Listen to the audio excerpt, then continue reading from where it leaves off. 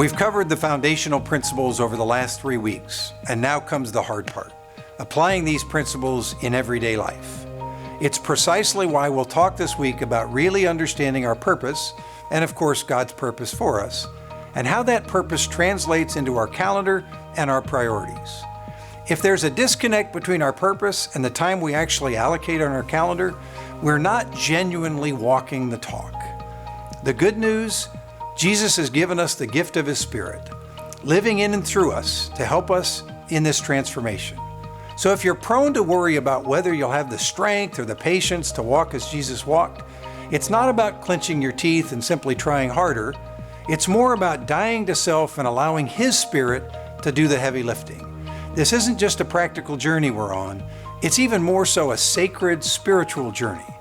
Before you finish this week's discussion, you'll also have an opportunity to wrestle with arguably the biggest impediment to our progress towards Christ-likeness, which is pride. The Bible is chock full of wisdom on the dangers of pride and the glory and peace that is promised for those who are genuinely humble. I'm continuing to pray for you in this journey, and please try to remember that there's only one thing and one person you can control in all of this, and that's you.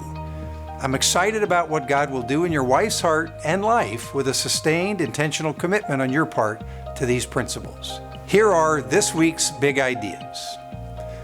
We are innately self-oriented, prideful, and imperfect men. It's in our nature and at the heart of the gospel.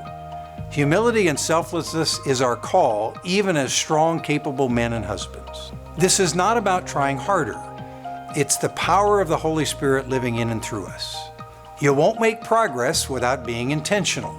This can't be a temporary effort that depends on whether things get better in your marriage in what you define as a reasonable time frame.